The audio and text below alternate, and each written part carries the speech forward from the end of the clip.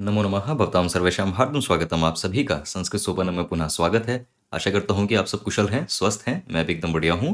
और हमारी सदाचार से संस्कृतम सीरीज में आज हम अपने 20वें श्लोका को देखेंगे।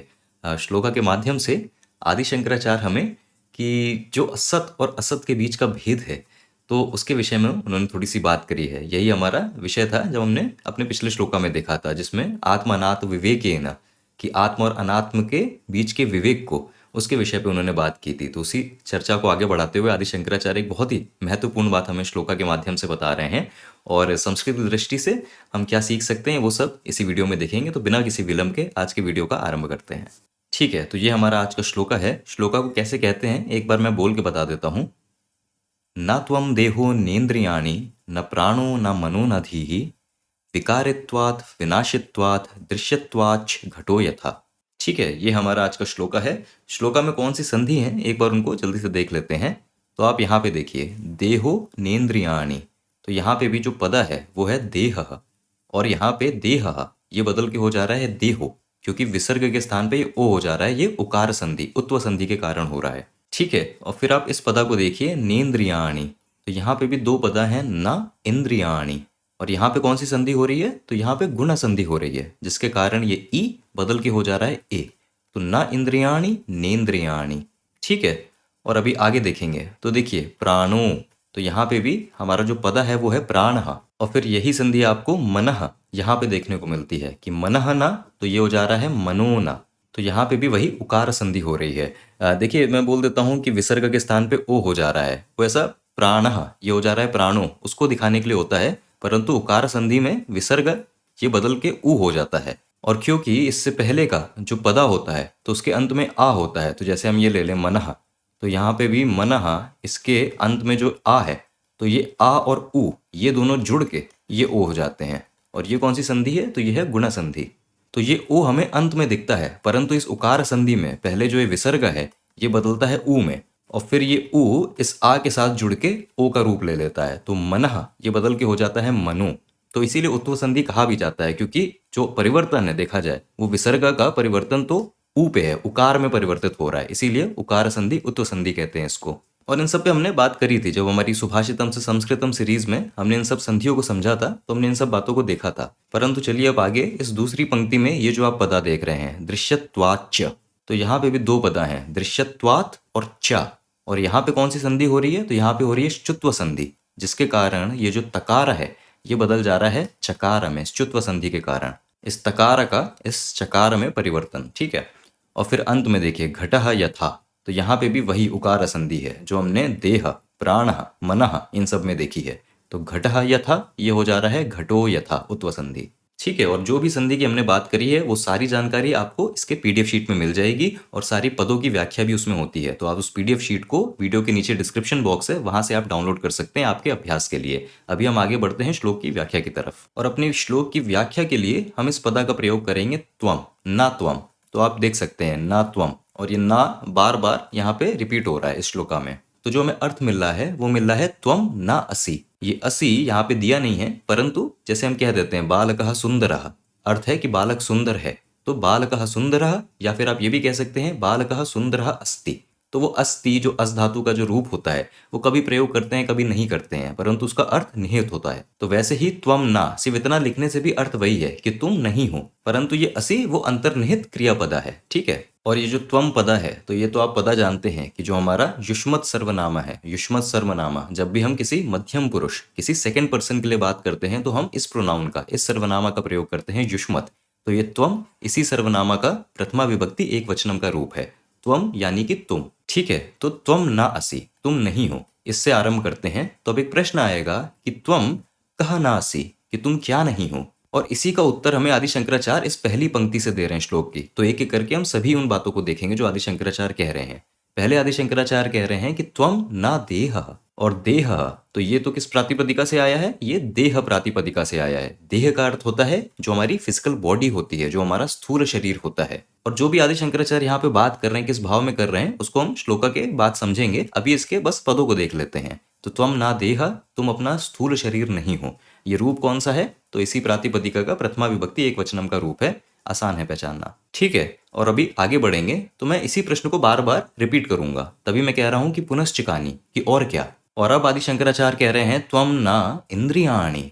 ठीक है, इंद्रियाणी, इंद्रियाणी से अर्थ होता है जो हमारे सेंसेस हैं, जिनको हम कहते हैं ज्ञान इंद्रिया और कर्म इंद्रिया। हमारी 5 ज्ञान इंद्रियां हैं और हमारे 5 कर्म इंद्रियां हैं। तो उन्हीं सब इंद्रियों की, उन्हीं सब सेंसेस की बात करते हुए आदि शंकराचार्य कह रहे हैं कि त्वम ना इंद्रियाणी, तुम्हारी ज्ञान इंद्रिया और कर्म इंद्रियां नहीं हो। ठीक है, ये जो इंद्रिया, ये जो पद है जिसका अर्थ होता है सेंसेस, सेंस कैपेबिलिटी, तो ये नपुंसक लिंग पद है। उसके रूप से ये आप पहचान सकते हैं, पुस्तकानी तो नपुंसक लिंग पद है। और ये कौन सा रूप है? तो प्रथमा विभक्ति बहुवचनम, क्योंकि कई सारे सेंसेस हैं, 10 इंद्रियां हैं, 5 ज्ञान इंद्रिया, 5 कर्म इंद्रियां। और एक बात का ध्यान रखिएगा कि सामान्यतः जब हम इंद्रिया, इसकी मीनिंग देखते हैं इंग्लिश में, तो उसका मीनिंग होता है सेंस ऑर्गन्स। और सेंस ऑर्गन से हम समझते हैं कि हमारी आइज, हमारी नोज, हमारी टंग, हमारी स्किन और हमारे ईयर्स, तो इनको हम समझते हैं सेंस ऑर्गन्स। लेकिन अब आप कहेंगे कि स्थूल शरीर, फिजिकल बॉडी की बात तो आदि शंकराचार्य ने पहले कर दी, तो फिर उस बात को क्यों रिपीट कर रहे हैं? ये भी तो बॉडी पार्ट्स हैं, ये भी तो शरीर के अंग हैं। परंतु इंद्रियों से अर्थ होता है जो हमारी सेंस करने की, जो हमारी सेंस करने की क्षमता होती है, जिनको हम कहते हैं सेंस फैकल्टीज। कि आंखों को आप निकाल के जार में रख दीजिए तो वो आंखें नहीं देख पाएंगी। तो आंखें तो सिर्फ एक तरीके से यंत्र है, वो हमारे शरीर का पार्ट है। परंतु जब हम इंद्रियों की बात करते हैं तो इंद्रियों से मतलब है कि वो क्षमता, देख पाने की क्षमता, सुन पाने की क्षमता, कुछ भी खाने का स्वाद ले पाने की क्षमता, तो वो क्षमता की बात करी जाती है, उस सेंस फैकल्टीज की बात करी जाती है। तो आप सेंस ऑर्गन के नाम से जनरली बोल दिया जाता है कि हमारे 5 sense perceptions, 5 sense organs of perception क्या है? आइज, ईयर, टंग, जीभ, जिह्वा, नासिका, नेत्र। परंतु यहाँ से शरीर के अंग की बात ना समझिएगा। इंद्रियों से अर्थ होता है परसीव कर पाने की, किसी भी वस्तु का अनुभव कर पाने की क्षमता। तो यहाँ से क्षमताओं का अर्थ होता है ज्ञान इंद्रिय और कर्म इंद्रिया। तो आशा करता हूँ कि देह और इंद्रियाणी, ये पद आपको क्लियर हो गए। आगे बढ़ेंगे तो अब आदि शंकराचार्य कहते हैं कि त्वम न प्राणः। और प्राणः, इससे अर्थ होता है जो हमारे पंच प्राण होते हैं, जो हमारी 5 वाइटल एयर्स होती हैं। और देखिए अब इस प्राण को भी समझ लेते हैं, क्योंकि प्राण से बना प्राणायाम, और प्राणायाम का आज के समय में हम अर्थ लेते हैं कि जो हमारी श्वास की क्रियाएं होती हैं, तो श्वास का जो नियंत्रण होता है वो प्राणायाम होता है। हम इसका ही पूरा अर्थ ले लेते हैं कि यही है प्राणायाम, और उससे हम प्राण का अर्थ ले लेते हैं कि जो हमारी ब्रेथ है, जो हमारी श्वास है। परंतु प्राण का अर्थ श्वास नहीं होता है। जब आप पढ़ते हैं प्राण के बारे में तो हम पढ़ते हैं ना पंच प्राण, 5 वाइटल एयर्स। तो ये 5 प्रकार के प्राण क्या हैं? तो देखिए प्राण वो ऊर्जा है, आप इस तरीके से समझ सकते हैं कि प्राण वो ऊर्जा है जो हमारे शरीर के फिजियोलॉजिकल फंक्शंस को मेंटेन करती है। फिजियोलॉजिकल फंक्शन से अर्थ क्या हो गया? जो भी हमारे शरीर के भीतर जो क्रियाएं होती हैं, हमें एक किसी मनुष्य को जीवित रखने के लिए, तो वो सारी क्रियाएं जो कंट्रोल करती है वो ये 5 प्रकार के प्राण करते हैं। तो वो 5 प्रकार की क्रियाएं कौन सी हो गई? 5 फिजियोलॉजिकल फंक्शंस। तो पहला होता है रेस्पिरेशन, जिसको हम कहते हैं श्वास अंदर लेना, श्वास बाहर छोड़ना, ये होती है रेस्पिरेशन। तो जब आप श्वास अंदर ले रहे हैं, श्वास बाहर छोड़ रहे हैं, तो इसको करने के लिए भी तो कोई ऊर्जा होगी जो इसको नियंत्रित कर रही है, तो वो ऊर्जा एक प्राण हो गया। ऐसे ही दूसरा प्राण कौन सा हो गया? तो वो होता है आपका डाइजेशन, कि जब आप कुछ भी खाते हैं तो वो जो डाइजेस्ट हो रहा है फूड, जो पचा रहा है फूड, तो वो जो ऊर्जा है जो पाचन में आपकी सहायता करती है, तो वो हो गया दूसरा प्रकार का प्राण। ऐसे ही तीसरा प्राण क्या हो गया? तो तीसरा प्राण हो गया जो भी आपने खाया, तो खाने के बाद जो भी उसके न्यूट्रिएंट्स होते हैं, तो वो आपके रक्त में घुल के आपके पूरे शरीर में हर भाग में, हर अंग में जाते हैं। तो ये जो सर्कुलेटरी सिस्टम होता है, जो न्यूट्रिएंट्स को आपको शरीर के हर अंग में लेके जाता है, तो ये सर्कुलेशन जो नियंत्रित करता है वो जो ऊर्जा है, तो वो तीसरे प्रकार का प्राण हो गया। चौथा प्राण कौन सा हो गया? कि जो भी एक्सक्रीशन के फंक्शन होते हैं, कि जो भी हम एज अ मल उसको बाहर शरीर से छोड़ते हैं, फिर वो क्या कहते हैं, फिर वो आपके स्वेट, आपके पसीने के माध्यम से हो सकता है, फिर वो जो हम ये क्या कहते हैं टॉयलेट के माध्यम से हो सकता है, जो भी एक्सक्रीशन की क्रिया है, तो जो भी ऊर्जा इन एक्सक्रीशन की क्रियाओं को नियंत्रित करती है वो चौथे प्रकार का प्राण हो गया। और पांचवा प्राण क्या हो गया? तो पांचवा प्राण हो गया जो भी आपके रिफ्लेक्स एक्शन होते हैं, जो भी रिवर्स एक्शन होते हैं, तो डकार का आना, उल्टी का होना, तो ये सब जो रिवर्स एक्शन होते हैं, तो जो ऊर्जा इन सारे रिफ्लेक्स एक्शन को कंट्रोल करती है वो पांचवें प्रकार का प्राण हो गया। और अगर हम सोचें तो हमारे शरीर के अंदर जो भी हमारे फिजियोलॉजिकल फंक्शंस हैं वो इन पांचों चीज़ों में डिवाइड करे जा सकते हैं। तो इस पूरे फिजियोलॉजिकल फंक्शन को जो 5 प्राण नियंत्रित करते हैं उनको यहाँ पे प्राण बोला जाता है। तो प्राण से अर्थ श्वास, ब्रेथ नहीं होता है। प्राण से अर्थ होते हैं वो 5 प्रकार की ऊर्जाएं जो हमारे फिजियोलॉजिकल फंक्शंस को कंट्रोल करती है। तो आदि शंकराचार्य कह रहे हैं कि ना प्राण, कि तुम्हारे 5 प्राण भी नहीं हो। कहने का अर्थ है कि तुम अपनी पहचान अपने 5 प्राण से भी नहीं कर सकते हो। ठीक है, आशा करता हूं कि यहाँ तक क्लियर हो गया। अभी हम श्लोक के अंत में बात करेंगे कि किस किस विषय में, किस संदर्भ में वो ये सब बातें कर रहे हैं, परंतु आगे देख लेते हैं। अब आदि शंकराचार्य कह रहे हैं ना मनः, और मनः से तो आप अर्थ जानते हैं। मनः किस प्रातिपदिका से आया है? तो कई बार हमने इस प्रातिपदिका को देखा है। मनस इस प्रातिपदिका से आया है। ये एक सकारांत प्रातिपदिका है और ये नपुंसक लिंग प्रातिपदिका है। ठीक है, और मनस ये क्या है? तो हिंदी में जिसको हम मन कहते हैं और इंग्लिश में जिसको हम माइंड कहते हैं, तो वो होता है ये मनस। ठीक है, और माइंड को आप ब्रेन, इससे कंफ्यूज मत करिएगा। जो हम हमारे शरीर के अंदर ब्रेन देखते हैं, दिमाग देखते हैं, वो माइंड नहीं है, वो मनस नहीं है। माइंड होता है जहाँ विचार हो रहे हैं, जहाँ हमारे भावनाएं हो रही हैं, जहाँ हमारे इमोशंस हो रहे हैं, तो वो सब जहाँ होता है वो होता है मना। ठीक है, तो ये कोई शरीर का हिस्सा नहीं है, ये सूक्ष्म शरीर का पार्ट होता है, ये सटल बॉडी का पार्ट होता है। तो ऐसा कुछ ऐसा दिखता नहीं है वो चीज़। तो मनस, और जो आगे हम देखेंगे धी, धी यानी बुद्धि। तो मनस और बुद्धि ये हमारे सूक्ष्म शरीर का भाग है, ये हमारे सटल बॉडी का पार्ट है। इनका शरीर के अंगों से लेना देना नहीं है। तो आप कंफ्यूज मत करिएगा कि माइंड का मतलब जो हमारा ब्रेन जो हमें दिखता है वो है, उसकी यहाँ पे बात नहीं हो रही है। मनस से अर्थ है जो मन है, जो माइंड कहते हैं। ठीक है, तो आदि शंकराचार्य कह रहे हैं कि तुम्हारा मन भी नहीं हो, और अंत में आदि शंकराचार्य कह रहे हैं ना धी ही। ठीक है, और धी ही तो ये आया है धी इस प्रातिपदिका से, और ये एक स्त्रीलिंगम प्रातिपदिका है, और इसका अर्थ होता है बुद्धि, जिसको हम अंग्रेजी में कहते हैं इंटेलेक्ट। तो जो हमारी सोचने विचारने की क्षमता होती है, बुद्धि, तो यहाँ पे उसकी बात हो रही है। धी प्रातिपदिका है, और यहाँ पे जो रूप है वही प्रथमा विभक्ति एक वचनम के ही सारे रूप हैं जो आपने देखे हैं। इंद्रियाणी ये बहुवचनम था क्योंकि कई सारी इंद्रियां होती हैं। और प्राण ये एक वचनम के ही रूप में है, परंतु ये कंसोलिडेटेड टर्म है, कलेक्टिव नाउन हम अंग्रेजी में कहते हैं ना कि ये प्राण ये है एक वचन में, परंतु ये जो अर्थ दे रहा है वो वही दे रहा है कि जो 5 प्राण होते हैं, जो 5 वाइटल एयर्स होती हैं। ठीक है, तो आशा करता हूं कि सारे पदा क्लियर हो गए। और देखिए आदि शंकराचार्य अब यहाँ क्या बात कर रहे हैं। तो पिछले वाले हमारे श्लोका में हमने देखा था कि आदि शंकराचार्य ने कहा था आत्म अनात्म विवेकेन, कि आत्म और अनात्म के विवेक से। ठीक है, और आत्म से हमने अर्थ समझा था जो भी सत है, और अनात्म से हमने अर्थ समझा था जो भी असत है। ठीक है, और सत और असत ये क्या है? तो अगर हम अद्वैत दर्शन से परिभाषा लें, जो हमारे वेदांत है, जो हमारे उपनिषद हैं, जो वो हमें परिभाषा देते हैं, तो सत वो हो गया जो तीनों काल में एक जैसा रहता है, जिसमें तीनों काल में अगर उसमें कोई विकार नहीं हो रहा है, कोई परिवर्तन नहीं हो रहा है, तो वो सत है। परंतु जो भी तीनों काल में एक जैसा नहीं रहता, तीनों काल में वो समय समय में बदलता रहता है, परिवर्तन होता रहता है, तो वो असत है। उसको सत नहीं कह सकते। तो यहाँ पे सत और असत की ये परिभाषा है। सत यानी कि तीनों काल में एक जैसा रहे, और असत जो तीनों काल में समान सा नहीं रहता। और अब इस सत और असत के भेद को, इस आत्म और अनात्म के भेद को आदि शंकराचार्य यहाँ पे बता रहे हैं, क्योंकि वो कह रहे हैं कि त्वम ना देह, कि तुम अपना स्थूल शरीर नहीं हो, और तुम अपना स्थूल शरीर नहीं हो। जब ये कह रहे हैं तो क्या कह रहे हैं कि जब हम लोग एक अनुभव करते हैं तो हमें ये पता है कि मैं हूं, तभी मैं अनुभव कर पा रहा हूं किसी भी वस्तु का, कि आई एम। इतना हमें चेतना है, इतना हमें कॉन्शियसनेस है। तो ये जो कॉन्शियसनेस है, ये जो चेतना है, ये क्या है? इसकी पहचान हम किससे करें? तो अगर हम इसकी पहचान अपने स्थूल शरीर से करते हैं तो वो सही नहीं है। क्यों? क्योंकि स्थूल शरीर असत है। और क्यों वो असत है? क्योंकि वो काल के हिसाब से परिवर्तित होता है। हमारा जो फिजिकल बॉडी है वो समय के साथ परिवर्तित होती है। हम जन्म लेते हैं, फिर हमारी फिजिकल बॉडी चेंज होती है, बढ़ती है, और फिर वो एज के साथ डिके करने लगती है, उसमें क्षय होने लगता है, और अंत में उस शरीर की मृत्यु हो जाती है और ये शरीर खत्म हो जाता है। तो ये तो विकारी है, इसमें तो विकार है, इसमें तो परिवर्तन हो रहा है काल के साथ। तो ये तो मैं नहीं हो सकता। ठीक है, ऐसे ही जो हमारा क्या कहते हैं, जो इंद्रियां हैं, तो वो भी मैं नहीं हो सकता। क्यों? क्योंकि आपकी इंद्रियों की क्षमता, आपकी देखने की क्षमता, आपकी सुनने की क्षमता, आपकी कुछ भी कार्य करने की क्षमता, चलने की क्षमता, चीज़ों को उठाने की क्षमता, ये सब क्षमता भी समय के साथ परिवर्तित होती है। कभी कभी आप थके होते हैं तो क्षमता कम है, कभी आपके पास बहुत सारी ऊर्जा है तो क्षमता ज़्यादा है। उम्र के हिसाब से, एज के हिसाब से आपकी क्षमता कम होती जाती है। तो उसमें भी विकार होता जा रहा है, उसमें भी परिवर्तन होता जा रहा है। तो हमारे वेदांत की परिभाषा के अनुसार वो भी असत है। तो क्योंकि वो असत है तो वो भी मैं नहीं हो सकता, कि जो ये हमारी जो चेतना है वो हमारे इंद्रियां नहीं हो सकती। फिर प्राणों की बात होती है, तो प्राण में भी परिवर्तन हो रहा है।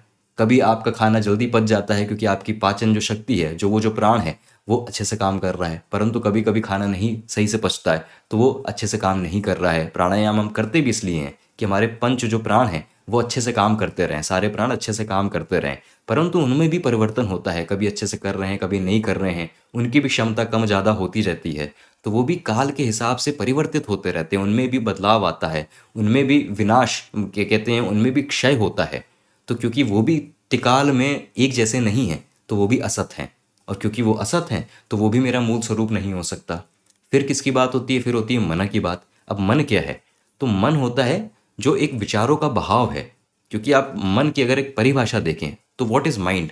तो mind is a flow of thoughts. ठीक है, और इसको भी समझना आवश्यक है कि देखिए, अगर हम कहें कि नदी क्या है, तो क्या नदी पानी है? नदी क्या जल है? नहीं। नदी क्या है? नदी जल का बहाव है। जब तक जल बह रहा है तो वो नदी है। तो ऐसे ही हमारा मन क्या है? मन के हमारे थॉट्स हैं, हमारे विचार हैं? नहीं। विचारों का बहाव, उसको मन कहा जाता है, द फ्लो ऑफ थॉट्स। तो क्या आपके जो विचार हैं वो एक जैसे रहते हैं? नहीं, समय के साथ वो भी परिवर्तित होते हैं। तो यदि आप आपका मन होते तो एक प्रश्न होता कि आप आपका कौन सा विचार है? आप कल का विचार हैं, अभी का विचार हैं, आने वाले का विचार हैं? तो आप अपने मन भी नहीं हो सकते हैं, क्योंकि आपका मन जो विचारों का भाव है वो भी सदैव परिवर्तित है, कभी इधर है कभी उधर है, कभी कहीं और है कभी नहीं है। ठीक है, तो आपका मन भी नहीं हो सकते। और अंत में आता है कि बुद्धि। और बुद्धि देखिए मन का ही एक भाग है, क्योंकि जब विचारों में बहाव है तो उसको हम मन कहते हैं। और जब हम किसी विचार पे जब हम एक निर्णय ले रहे हैं तो जो एक डिसीजन की स्टेट होती है थॉट्स की, उसको इंटेलेक्ट कहा जाता है, उसको बुद्धि कहा जाता है। तो ऐसा मन और बुद्धि कुछ बहुत अंतर नहीं है, मन का ही एक ऊपर का स्तर बुद्धि होता है। क्योंकि जब थॉट्स सिर्फ बह रहे हैं, सिर्फ आपके विचार जब बहे जा रहे हैं, वो मन है। परंतु किसी विचार पे जब हम निर्णय ले रहे होते हैं, जब हम डिसीजन ले रहे होते हैं उस पर, तो उस वक्त वो बुद्धि है। ठीक है, तो आपका बुद्धि भी नहीं हो सकते, क्योंकि वो भी परिवर्तित होती है। आपके जैसे जैसे आप और चीज़ें पढ़ते हैं और अनुभव लेते हैं, तो आपके जो ये निर्णय लेने की क्षमता है, तो वो बुद्धि का भी विकास होता है। कहते भी हमें कि हमारी बुद्धि का विकास हो रहा है। तो अगर उसका विकास हो रहा है तो उसमें परिवर्तन हो रहा है, कुछ वो नहीं थी अब वो हो गई है। तो तीनों काल में उसमें भी कुछ ना कुछ परिवर्तन होता जा रहा है, तो वो भी असत है। तो वो भी मैं कैसे हो सकता हूँ? जो हम कहते हैं आई एम, मैं हूँ, तो मैं तो मेरा शरीर भी नहीं हो सकते, मैं तो मेरा इंद्रिया भी नहीं हो सकते, मैं मेरे पंच प्राण भी नहीं हो सकते, मैं मेरा मन भी नहीं हो सकता, और मैं मेरा बुद्धि भी नहीं हो सकता, क्योंकि ये सभी उपाधियां, ये सभी एक तरीके से असत हैं, क्योंकि इनमें निरंतर परिवर्तन है। और जो हमारा मूल स्वरूप है वो क्या है? वो अव्यय है, वो अविनाशी है, वो अविकारी है, उसमें परिवर्तन हो ही नहीं सकता। तभी तो वो हमारा मूल स्वरूप है। तो यहाँ पे आदि शंकराचार्य उस भाव को बता रहे हैं।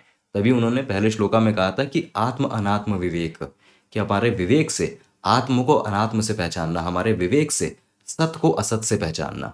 ठीक है, अभी एक ये प्रश्न होता है कि अगर हम ये सब नहीं है तो फिर हम हैं क्या? तो उस पे भी आगे आदि शंकराचार्य अवश्य बात करेंगे, परंतु अभी बस इतना जानना जरूरी है कि हम इन सभी उपाधियों से अपनी पहचान नहीं कर सकते। और क्यों नहीं कर सकते वो आदि शंकराचार्य ने यहाँ पे बताया, क्योंकि ये सब असत हैं और हमारा मूल स्वरूप सत होना चाहिए। ठीक है, तो आशा करता हूँ कि यहाँ तक जो वाक्य है उसका थोड़ा सा अर्थ आपको समझ में आया है। देखिए, ये थोड़ी सी सटल बातें हैं, परंतु इन विषयों पे जब हम जो भी हमारे शास्त्र हैं, जो भी हमारे दर्शनों में जो हमें मिला है, तो हम उनको पढ़ते हैं, उन पे मनन करते हैं, चिंतन करते हैं, तब ये ज़्यादा समझ में आते हैं। तो ये एकदम से समझ में आने, अगर आपने इससे पहले इन विषयों पे नहीं पढ़ा है और इन विषयों पे आत्मविचार नहीं करा है, तो ये एकदम से समझ में आना थोड़ा सा क्लिष्ट है, थोड़ा सा कठिन होता है। परंतु अभी यहाँ पे बस एक एक ये कहते हैं एक इंट्रोडक्शन ले लेते हैं, जो आदि शंकराचार्य हमें यहाँ पे बता रहे हैं। ठीक है, तो यहाँ तक आदि शंकराचार्य ने हमें बताया कि तुम क्या नहीं हो। और यहाँ पे देखिए आदि शंकराचार्य अब उसी का कारण भी हमें बता रहे हैं। तभी मैं प्रश्न कर रहा हूँ कस्मात कारण, कि किस कारण से आप ये कह रहे हैं कि हम ये सब नहीं हैं। तो यहाँ पे आदि शंकराचार्य वही बात कह रहे हैं कि विकारित्वात् विनाशित्वात् दृश्यत्वात् च, कि क्योंकि ये विकारी हैं और ये विनाशी हैं और ये दृश्य हैं, ये दृष्टा नहीं है, ये दृश्य हैं। तो ये होने के कारण से आदि शंकराचार्य कह रहे हैं कि तुम ये सब नहीं हो। और इसके भी थोड़े अर्थ को देखेंगे, पहले इन पदों को समझ लेते हैं। देखिए, यहाँ जो पदा है विकारित्वात्, तो ये पदा का अर्थ क्या है? तो पहले इसका जो मुख्य पदा है वो देखते हैं, वो है विकार। और विकार का अर्थ होता है जो हम अंग्रेजी में कहते हैं मॉडिफिकेशन और चेंजेस। विकार का अर्थ होता है परिवर्तन, ठीक है। और इसी पदा से एक और पदा बनता है जिसको हम कहते हैं विकारेन, ठीक है। तो एक प्रत्यय की सहायता से विकार से पदा बन जाता है विकारेन। और विकारेन इसका अर्थ होता है कि जिसके अंदर विकार है, ठीक है, जिसके अंदर चेंज है, जिसके अंदर मॉडिफिकेशन की क्षमता है, तो उसको कहा जाता है विकारेन। ये प्रातिपदिका है। और देखिए इसी प्रातिपदिका का प्रथमा विभक्ति एक वचनम का रूप होता है विकारी, ठीक है। हम कहते हैं ना कि जिसके अंदर परिवर्तन की क्षमता है उसको हम क्या कहते हैं, उसको हम कहते हैं विकारी। तो वो इसी प्रातिपदिका से आया है विकारेन। और विकारेन ये किस प्रातिपदिका से बना था, जो हमारा मुख्य अर्थ है विकार, जो परिवर्तन है, जो चेंज है। और जैसे विकार से बना विकारेन, अब इस विकारेन प्रातिपदिका से एक और नया प्रातिपदिका बनता है जो होता है विकारित्व, ठीक है। और विकारित्व जब भी हम ये त्वा लगा देते हैं किसी में, तो त्वा लगाने का अर्थ होता है कि उसका भाव, ठीक है, कि लघु, लघु यानी कि छोटा, और लघुत्व छोटा होने का भाव, ठीक है। तो त्वा जुड़ने से उस भाव की बात होती है। तो विकारेन जिसके अंदर विकार की क्षमता है, और विकारित्व विकार विकार होने की क्षमता का भाव, ठीक है। तो विकारित्व से अर्थ हो गया जिसमें विकार का भाव है, विकार होने का भाव है। ऐसे ही विनाशित्व जिसमें विनाश होने का भाव है, जिसमें विनाश होने की क्षमता है। और दृश्यत्व जिसमें दृश्य होने का भाव है, ठीक है। अंग्रेजी में कहें तो that which is subject to modifications, that which is subjected to destruction, and that which is subject to being an object, ठीक है। तो आशा करता हूं कि विकारित्व, विनाशित्व, दृश्यत्व, इनका अर्थ समझ में आ गया कि वो होने का भाव उसकी बात कर रहे हैं। और फिर देखिए ये सभी शब्द रूप कौन से विभक्ति में है, तो ये सभी शब्द रूप हमें यहाँ पे पंचमी विभक्ति, पंचमी विभक्ति एक वचनम के रूप में दिखते हैं।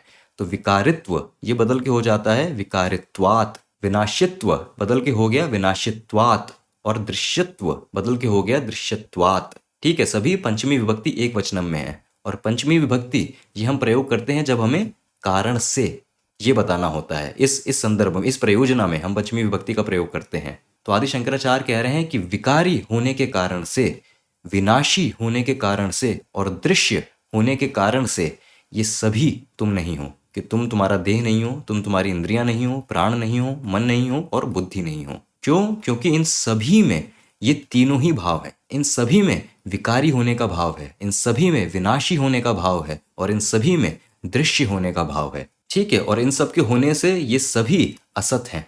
जो हमें हमारे वेदांत से परिभाषा मिलती है सत असत की, तो उस परिभाषा के अनुसार ये सभी असत हैं।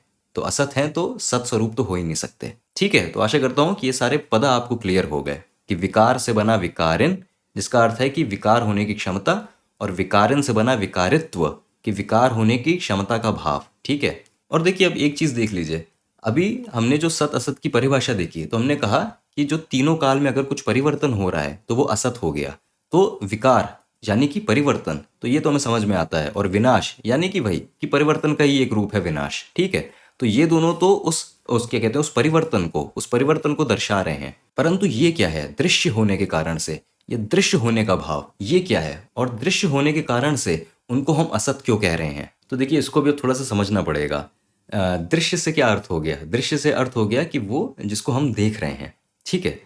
तो जिसको हम देख रहे हैं, तो कोई देख रहा है, कहने का अर्थ है कि जब भी कोई अनुभव होता है, जब भी कोई एक्सपीरियंस होता है, तो अनुभव में वो जो अनुभव कर रहा है, और वो जिसका अनुभव करा जा रहा है, जो एक्सपीरियंसर है और जो एक्सपीरियंस्ड है, ठीक है।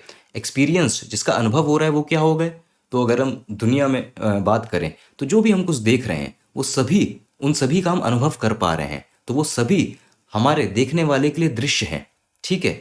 परंतु ऐसे ही ये सारी उपाधियां जो हैं ये भी दृश्य हैं, क्योंकि आप अपने स्थूल शरीर को देख पाते हैं, आप अपने क्या कहते हैं इंद्रियों को, उनको देख पाते हैं, उनकी क्षमता को आप क्या कहते हैं अनुभव करते हैं। तो अगर आप उनका अनुभव कर पा रहे हैं तो इनका इसका मतलब है कि वो दृश्य हैं।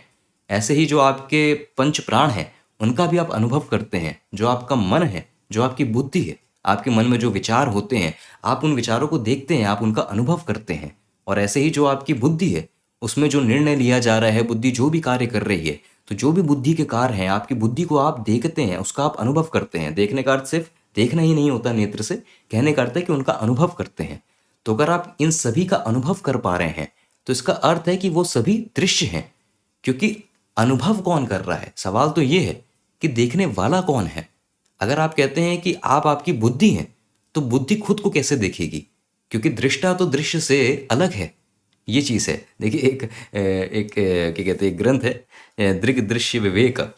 तो उसमें बड़ी ही सुंदरता से इस पूरे क्या कहते हैं, इस पूरे बात को समझाया गया है। उसमें यही है कि दृष्टा और दृश्य, इनमें क्या संबंध है, इसमें क्या संबंध है, इसमें क्या भेद है, ये समान है कि नहीं है। तो वो उसको आप अपने समय पे उठा सकते हैं, दृग दृश्य विवेक। परंतु यहाँ पे बोला यही जा रहा है कि देखिए, अगर हम किसी भी वस्तु की बात करें दुनिया में, और आगे अभी हम श्लोका में देखेंगे, आदि शंकराचार्य ने कहा है घटः यथा, कि जैसे एक घड़ा, मिट्टी का घड़ा। तो उस मिट्टी के घड़े से उदाहरण लेके आदि शंकराचार्य क्या कह रहे हैं कि यदि मैं आपसे कहूँ कि आप वो मिट्टी का घड़ा हैं, तो आप क्या कहेंगे कि ऐसा कैसे? मैं तो मिट्टी के घड़े को देख रहा हूँ, मैंने मिट्टी के घड़े को बनते देखा है, उसको मैंने क्या कहते हैं, समय के साथ परिवर्तित होकर देखा है, उसको खराब होते देखा है, अंत में उसको टूटते देखा है, उसका विनाश होते देखा है। तो वो मेरे सामने ऐसा दृश्य रहा है। तो मैं कैसे वो हो सकता हूँ, क्योंकि मैं तो देख रहा हूँ उसको, तो मैं तो दृष्टा हूँ, और वो दृश्य है, तो मैं तो कुछ और हूँ। परंतु आप ऐसे ही तो अपने सब चीज़ों को देखते हैं, अपने शरीर को, अपने मन को, अपने बुद्धि को, अपने विचारों को, अपनी भावनाओं को, हर चीज़ों को देखते हैं। तो आप वो कैसे हो सकते हैं? आप अपनी पहचान अपने मन से, अपनी बुद्धि से, अपने स्थूल शरीर से कैसे कर सकते हैं? क्योंकि आप तो दृष्टा हैं, आप तो देखने वाले हैं। तो यहीं पे आदि शंकराचार्य कह रहे हैं कि अगर उसके अंदर दृश्य होने का भाव है, दृश्यत्वात्, कि अगर उसमें दृश्य होने का भाव है, तो वो दृष्टा कैसे हो सकता है, वो सत्स्वरूप कैसे हो सकता है? तो वो तो असत की ही श्रेणी में आ गया, क्योंकि वो तो बस एक ऑब्जेक्ट है जिसको हम परसीव कर रहे हैं, वो बस एक वस्तु है जिसका हम अनुभव कर रहे हैं, अनुभव करने वाला वो नहीं है। तो आदि शंकराचार्य ने अंत में घटः यथा ये कह के बस एक उपमा दी है। घटः इससे अर्थ होता है जो मिट्टी का घड़ा, जिसको हम हिंदी में घड़ा कहते हैं, तो मिट्टी का घड़ा। और यथा ये एक अव्यय है जिसको हम कहते हैं कि जिस तरह, जिस प्रकार से। तो जब भी हम उपमा देते हैं, जब भी हम एक कंपैरिजन देते हैं, तब हम ये यथा का प्रयोग करते हैं। तो आदि शंकराचार्य ने सभी कारणों के बाद कहा यथा घटः, कि जैसे मिट्टी का घड़ा, कि जैसे इस मिट्टी के घड़े में ये सारी बातें लागू होती हैं, तो वही सारी बातें इन सभी चीज़ों में भी लागू होती हैं। और क्योंकि उन सब में भी वही बातें लागू हो रही हैं, तो क्या आप कहते हैं कि आप घड़ा हैं? नहीं, आप तो घड़े से अलग हैं। तो आप ये कैसे कह सकते हैं कि आप ये सब चीज़ें हैं? आप इनसे भी अलग हैं। ठीक है, तो आशा करता हूँ कि थोड़ी सी क्लैरिटी हुई है, कुछ समझ में आया है। और पहला मुख्यतः मैं ये आशा करता हूँ कि जो सारे पद हैं संस्कृत के दृष्टि से, वो सब क्लियर हो गए। आगे बढ़ के एक बार अन्वय को अनुवाद के साथ देख लेते हैं। तो आदि शंकराचार्य कह रहे हैं, त्वम ना देह, तुम ना ये स्थूल शरीर हो, ना इंद्रियाणि, ना ज्ञान इंद्रिय और कर्म इंद्रिय हो, ना प्राण, ना तुम पंच प्राण हो, ना मनः, ना तुम मन हो, और ना धीहि, ना तुम बुद्धि हो। और फिर वो एक घड़े की उपमा देते हुए कह रहे हैं यथा घटः, क्योंकि मिट्टी के घड़े की भांति ये सभी उपाधियां, जिन भी उपाधियों की उन्होंने यहाँ पे बात की, देह, इंद्रिया, प्राण, मन, धी, तो ये सभी उपाधियां भी विकार युक्त हैं, ये परिवर्तित होती हैं, इनमें विकार होता है। ये सभी उपाधियां विनाशित्वात्, ये सभी उपाधियां विनाश युक्त हैं, इनमें विनाश भी होता है। और ये सभी उपाधियां दृश्यत्वात्, इनमें दृश्य होने का भाव है। ये सभी उपाधियां दृश्य रूप हैं, ये ऑब्जेक्ट हैं, ये वो हैं जिनका आप अनुभव करते हैं। कि जैसे आप मिट्टी के घड़े को अनुभव करते हैं, वैसे ही आप इन सब को भी अनुभव करते हैं। तो विकार, विनाश और दृश्य, इन कारणों से हम ये बता रहे हैं कि आप ये सब नहीं हैं। ठीक है, तो ये पूरा अर्थ था श्लोका का। देखिए, हम सभी ने निर्वाण षटकम पढ़ा होगा, और यदि नहीं पढ़ा होगा तो सुना अवश्य होगा। मनोबुद्धि अहंकार चित्तानि नाहम, न चा श्रोत्र जिव्ये न चा घ्राण नेत्रे, न व्योमा न भूम न चा व्योम भूमिर न तेजो न वायु चिदानंद रूपः शिवोहम शिवोहम। तो ये हमने अवश्य पढ़ा होगा। एक बार आप फिर उसको जाके पढ़िएगा, आप उसको गूगल में खोलिएगा, उसके लिरिक्स को, उसके पंक्तियों को पढ़िएगा, और आपको इस श्लोका की पूरी झलक उसमें दिखेगी। और क्यों दिखेगी?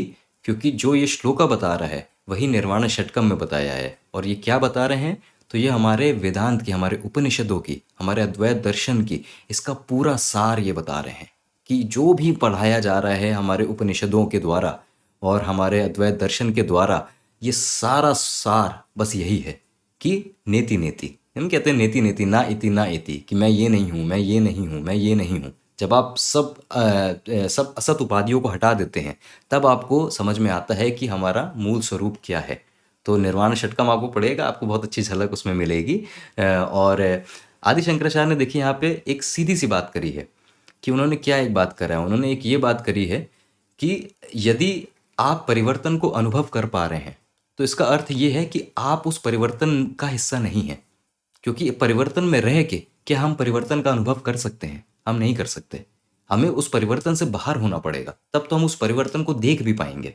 तो और ये जो सारी उपाधियां हैं, तभी हम इनको असत कहते हैं कि जो सारी उपाधियां हैं जो समय के साथ परिवर्तित हो रही हैं, जिनमें विकार हो रहा है, जिनमें विनाश हो रहा है, जिनका जन्म हो रहा है, आ रही हैं, बढ़ रही हैं, वृद्धि हो रही है, विकार हो रहा है, अंत में विनाश हो जा रहा है, ये सारे अनुभव को जो देख पा रहा है, इन सारे परिवर्तन को जो देख पा रहा है, तो वो परिवर्तन से बाहर होना चाहिए।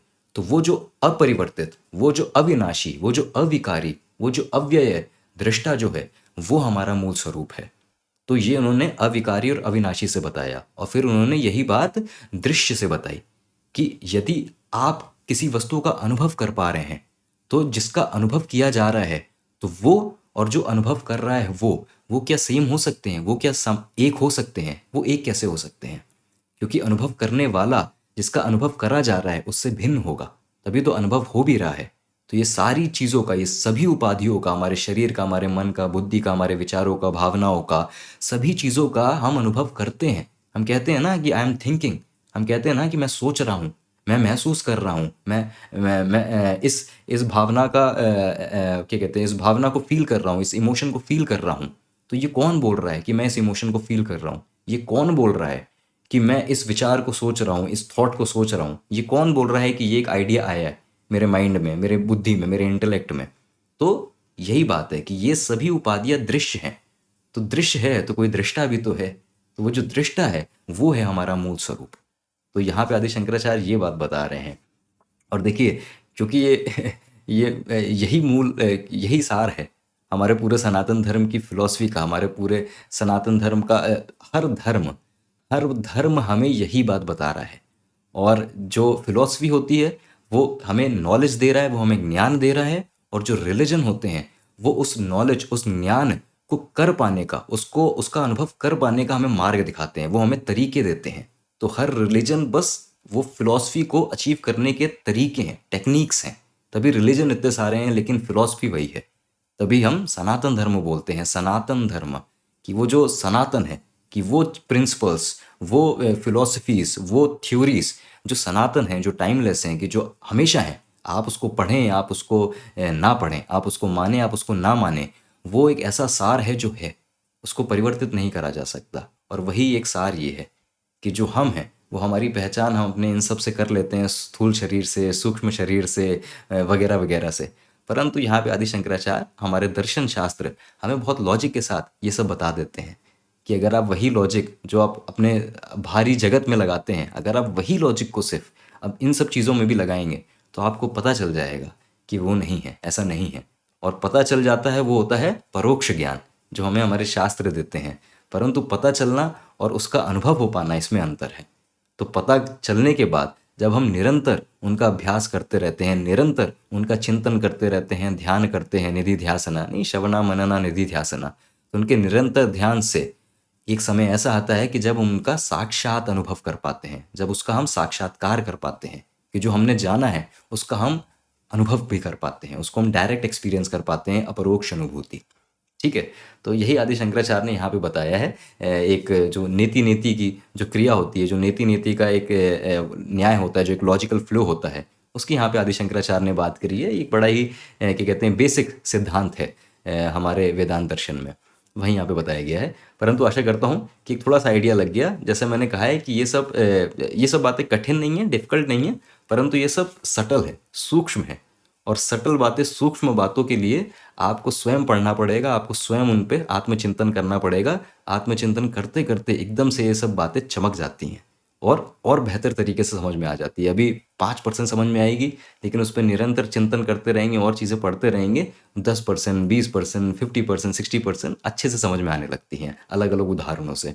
ठीक है। और बहुत शास्त्र है हमारे पास जो हमें बहुत सुंदरता से, बहुत अलग अलग दृष्टिकोण से, अलग अलग उदाहरण से हमें यही सब बातें समझाते हैं। आदि शंकराचार्य ने यहाँ हमें एकदम रॉ फॉर्म में, एकदम मूल सिद्धांत के रूप में बता दिया, परंतु इसके समझाने में बहुत सारे शास्त्र आदि शंकराचार्य ने स्वयं ही लिखे हैं। आप शुरुआत करते हैं तो तत्वबोध, आत्मबोध, अपरोक्ष अनुभूति, बहुत सारे शास्त्र हैं। सारे ही शास्त्र यही बातें करते हैं, अपने अलग अलग तरीकों से करते हैं।